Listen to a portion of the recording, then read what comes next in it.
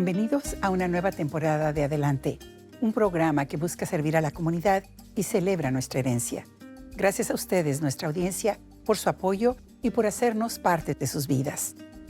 En este episodio tendremos una primera parte con nuestros invitados, quienes regresarán para el siguiente episodio con más temas cruciales. Hoy, la psicóloga Paula Ortega Llena nos acompaña para discutir el impacto emocional de las detenciones de inmigración en los niños y ofrece consejos para los padres. Luego, escucharemos a Fernanda Jiménez, del Comité Sin Fronteras. Ella comparte la historia de una comunidad que lucha por la liberación de la beneficiaria de DACA, Catalina Xochitl, que fue detenida por ICE. Finalmente, la representante estatal Silvia Ortiz Vélez se sienta con nosotros para discutir un proyecto histórico, el reconocimiento oficial del Mes de la Herencia Hispana en Wisconsin. No se pierda estas importantes conversaciones en una nueva temporada de Adelante. El aumento en las detenciones de inmigrantes en Estados Unidos afecta profundamente a las familias. En este tema especial, hablamos con la psicóloga Paula Ortega Llena para entender cómo impacta emocionalmente a los niños y para obtener consejos sobre cómo los padres pueden hablar con ellos sobre este tema tan difícil.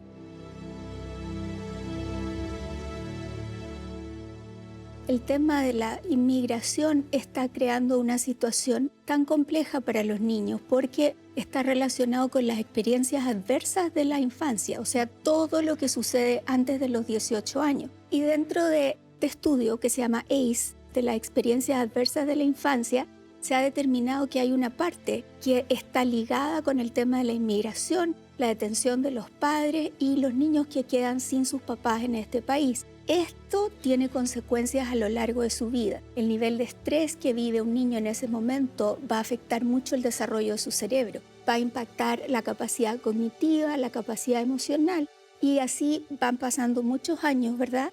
Donde ellos están expuestos a este estrés crónico de decir, ¿van a deportar a mi papá? O mi papá está en otro lugar y no lo puedo ver. ¿Qué pueden hacer los padres? ¿Cómo les pueden explicar a sus hijos de tal manera que los puedan conducir a niveles de claridad? Lo primero es siempre tener un plan y explicarle a los niños el plan, dependiendo, ¿verdad?, de la edad de los niños. Si estamos hablando de niños de edad preescolar, no podemos dar detalles demasiado largos ni decir, oh, tu papá se va a ir por un largo tiempo. Simplemente hablamos de cosas que van a suceder en el momento inmediato. Así como hay reglas en tu salón de clases, también hay reglas afuera. Y entonces hay una de esas reglas que el papá no cumplió y por eso no va a estar acá. En ese mismo instante se le debe decir al niño, ¿quién se va a encargar de ti? ¿Quién te va a cuidar? ¿Quién te va a venir a buscar a la guardería? ¿Quién te va a llevar a la casa? ¿Verdad? ¿Quién te va a dar de cenar? Y tener todo eso muy predecible para que el impacto no sea tan grande. Cuando hablamos de niños que están en el middle school, podemos explicarles que cuando alguien va a un paseo y necesita un permission slip, no lo tiene y lamentablemente esa persona tiene que regresar a buscar esos permisos y no sabemos la cantidad de tiempo que eso va a tomar. Les podemos explicar un poco más, hay una capacidad cognitiva un poco mejor en ese tiempo, entienden, ¿verdad?, lo que sucede ahora y qué consecuencias puede tener. Y con los niños de la edad adolescente, ya es mucho más importante explicar bien toda la situación y con ellos se puede hablar de cuál es el plan, qué es lo que va a suceder si papá o mamá no está en algún momento. No hay mucha predictibilidad, entonces también por eso es difícil. No te puedo decir que papá llega en una semana, porque puede ser 2 meses, puede ser 1 año o puede ser mucho más tiempo. Por eso el tema es tan complejo. Los niños necesitan cosas concretas. Yo sé que mañana vienes a recogerme, ¿verdad? Pero no sé, no te lo puedo decir. Entonces es muy importante no entrar en pánico, ver cuál es el plan, tenerlo en un lugar seguro, decirle a los niños dónde va a estar, dónde están los papeles, a quién deben llamar. Eso va a ayudar a contener la situación. ¿Qué es lo que los padres no deben de hacer?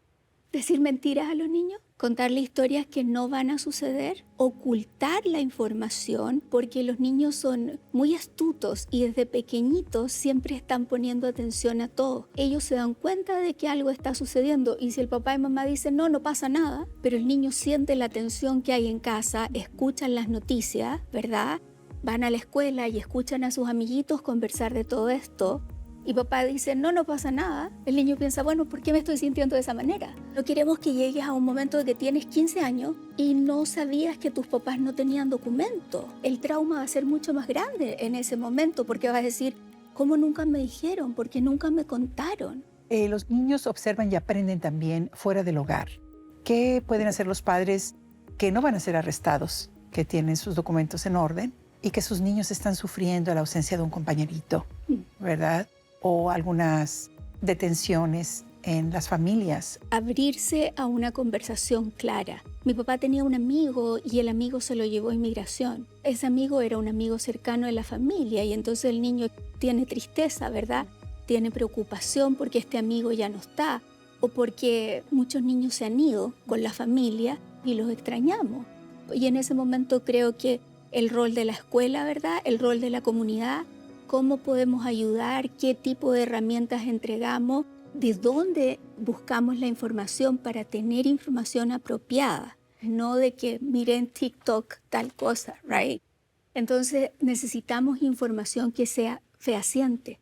¿De qué manera le podemos hablar a una comunidad que usualmente tiene un problema de autoconfianza, que usualmente no ha tenido oportunidad de educarse porque trabaja demasiado? Es una gran realidad de nuestra comunidad. Papás que trabajan 2, 3 trabajos para poder solventar a su familia. No hay tiempo, como tú dices, para la educación, no hay tiempo para leer, pero yo en mi rol como terapeuta considero que es súper importante que eduquemos a la comunidad. Creo que la educación es lo que te da acceso, ¿verdad?, a saber qué es lo correcto de lo incorrecto. Entonces, es una labor de todos nosotros, ¿verdad?, de discutir, de tener estas conversaciones, de ser más abierto, de decir, estos son tus derechos, aquí está tu tarjeta roja, la puedes usar. Durante las últimas marchas que tuvimos la oportunidad de presenciar y de presentar para este programa, Paula, veíamos las manifestaciones de una comunidad anglosajona agradecida, para que les decían, queremos que ustedes sigan en este país, y marchaban por ellos. ¿Qué ves tú allí que los padres deben de aprender de ese mensaje? Creo que fue un mensaje súper importante y a muchas personas con las que yo tengo el privilegio de trabajar les dio mucha esperanza.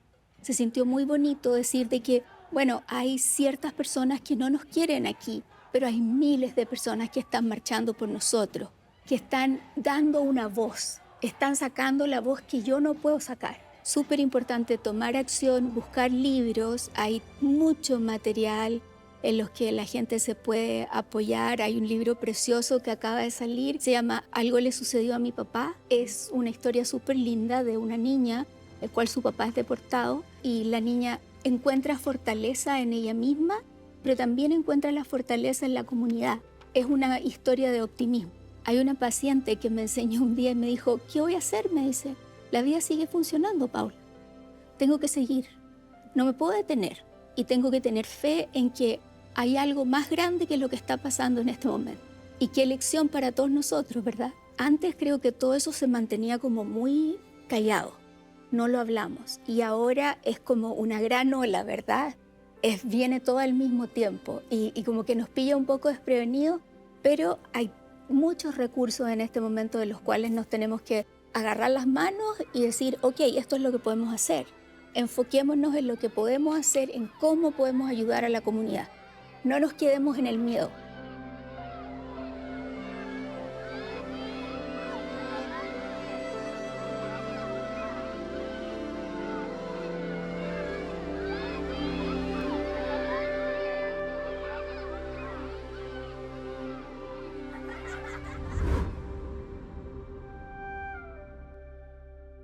Nos acompaña Fernanda Jiménez, del Comité Sin Fronteras, que es parte de Voces de la Frontera.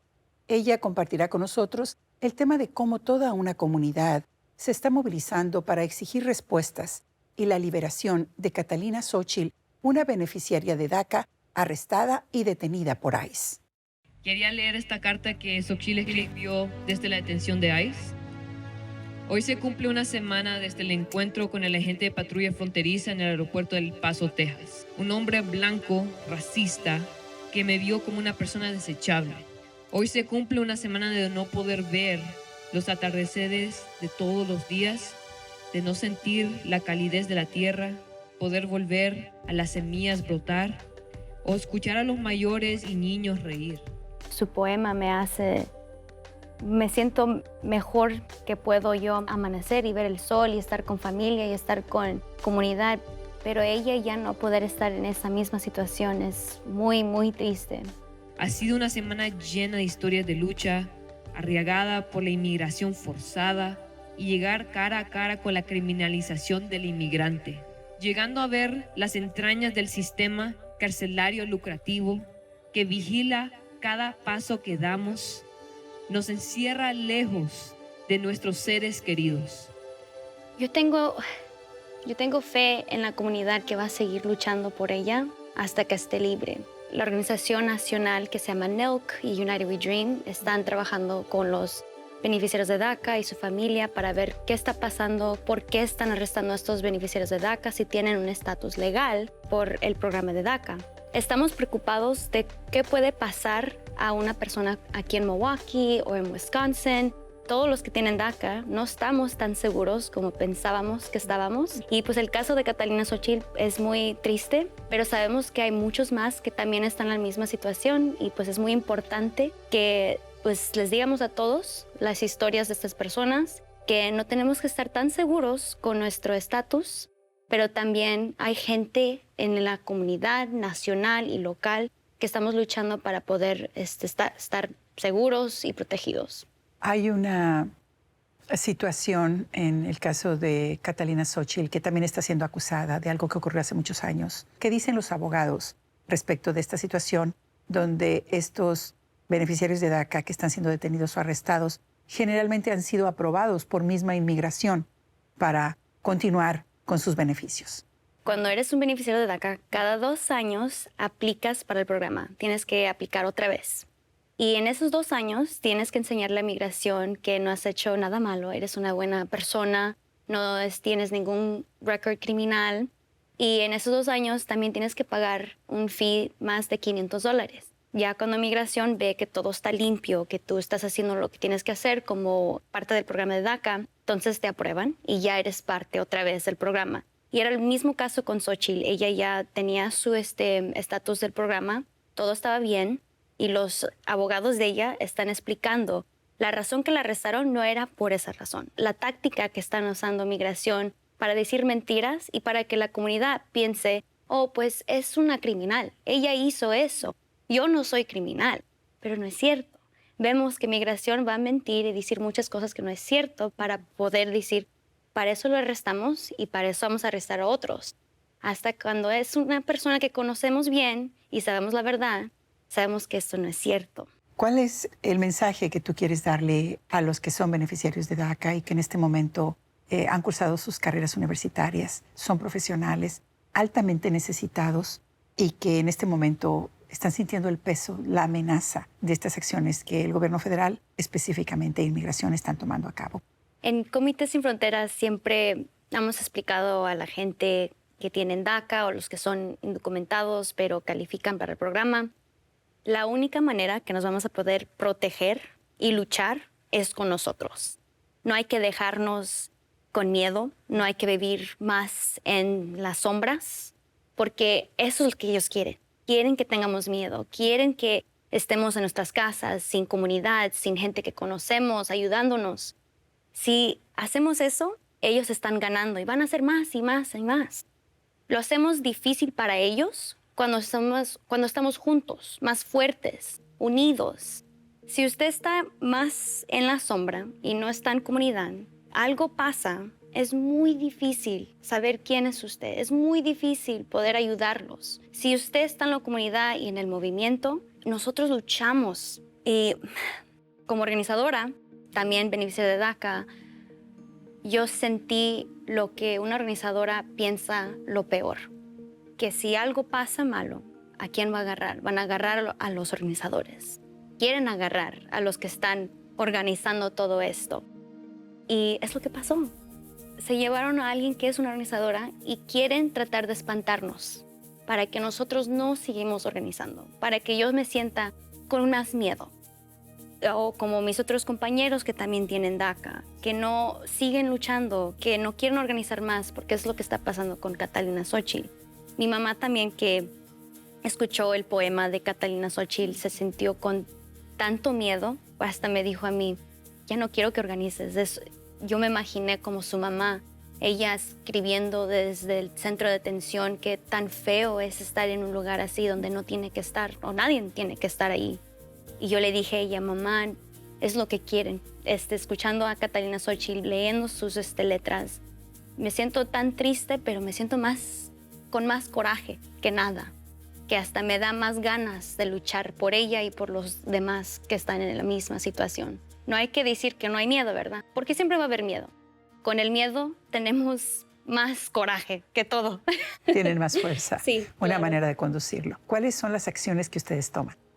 Hablamos de su historia, quién es Catalina Xochitl, explicamos su situación. Nosotros vamos a seguir hablando de Catalina Xochitl. Estamos preparando algo nacional con otras organizaciones, que es United We Dream, NILC, otras más en otros estados. Están planeando vigils, protestas, lugares para saber qué está pasando con Catalina Xochitl, que si el juez ya decidió dejarla. Mucho de esto es dar información a la comunidad de lo que está pasando y después de ahí vamos a planear mejor qué hay que hacer nacional, si es ir a DC o si es hacer algo más local. Para que se protejan los demás beneficiarios de DACA en el país.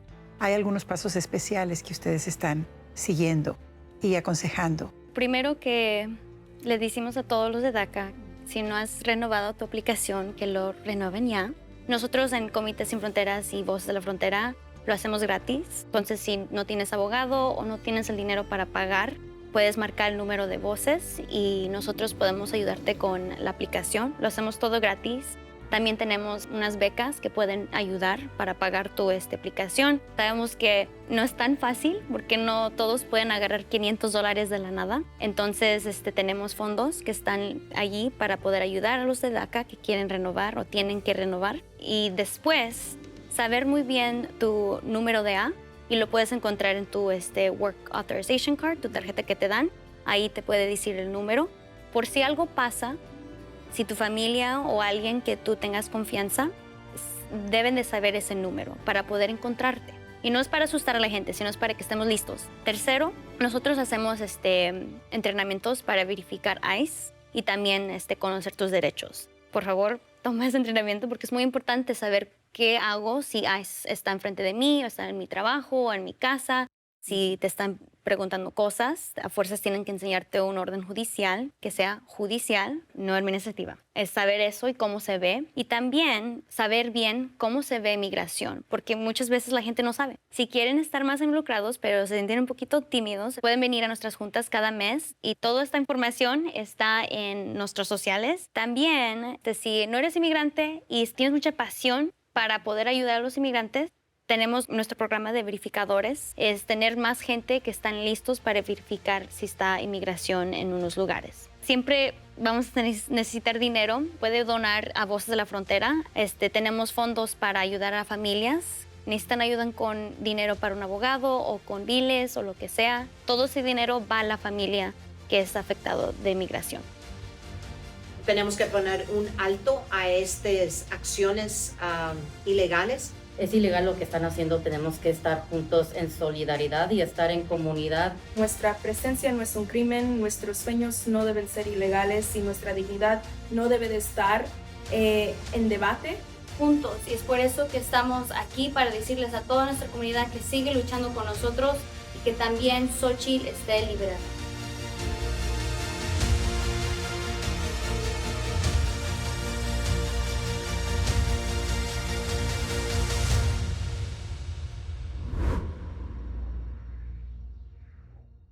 Hoy nos acompaña la representante estatal Silvia Ortiz Vélez, autora de la Resolución Conjunta 83 de la Asamblea, una medida histórica y bipartidista para reconocer oficialmente el mes de la herencia hispana en Wisconsin.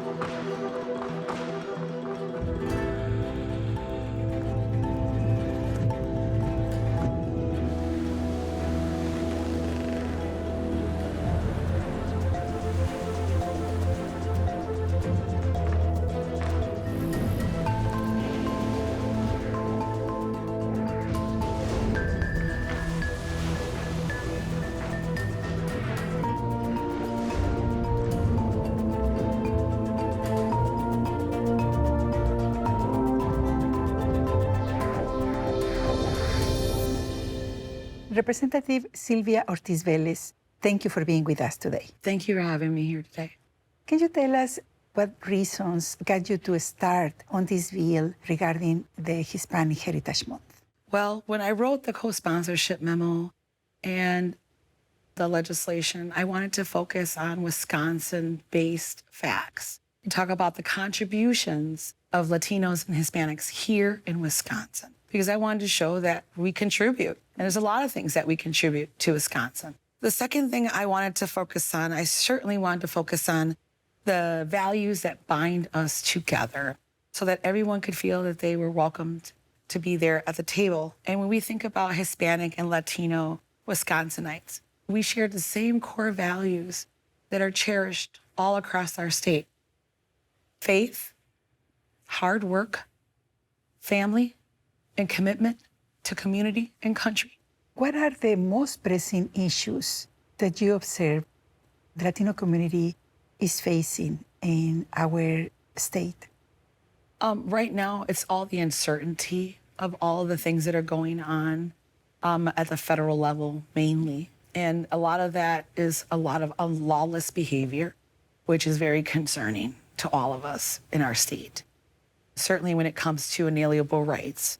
Also, racial discrimination, because if you look like me, whether you're a citizen or not, people's rights are being violated. How did you build this bipartisan support for creating this bill? I think the most important part was just making sure that people understood that we have all these shared values. We're just like everyone else, and we're a part of Wisconsin, and that we contribute to our state.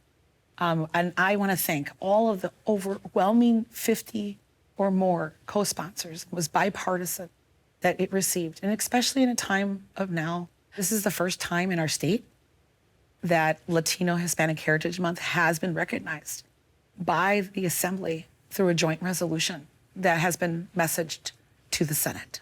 There was a national recognition, but there was not a state recognition. This is the very first time in our state that an Assembly joint resolution has passed the Assembly and has been messaged to the Senate, where it will likely pass as well. What does it tell us about Wisconsin? I think it tells us that there's hope, that people can come together, and that we're all in this together, and that we always have to find the common good for the common ground, and that we can do it together. What is the importance of using joint resolutions instead of bills? A bill, if it was just an AJ, would only be able to be passed in the House alone. Because it's an Assembly joint resolution, it can be messaged, and it has been, to the Senate and passed in both houses. How does your personal heritage connect this work of you with the resolution? Well, when I wrote the bill, I actually put a lot of myself into it. Because, when I think about who I am, those are the most important things to me: faith, my family, and my community, and my service to my country.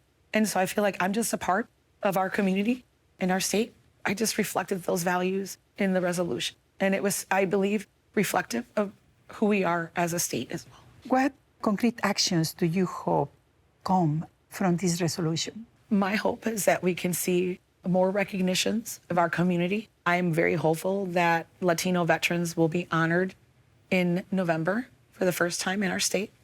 My husband actually is a deceased U.S. veteran who served in the U.S. Army. So it's something that's very personal to me and important that we honor the sacrifices of Latino veterans in our state. How do you feel at this time of your work as a representative when these things are happening? I feel more hopeful and more focused to get more work done and to talk to more people for the betterment of Wisconsin. And I'm willing to work with anyone who wants to better our state. Representative Ortiz Vélez, thank you so much for being with us again in Adelante. Thank you.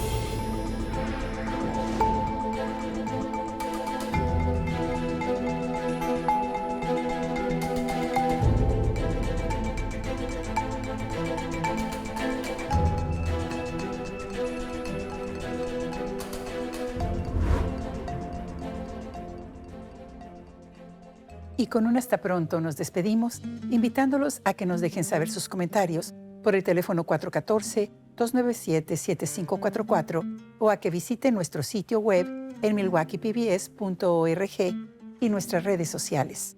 Soy Patricia Gómez, deseándoles paz y bendiciones.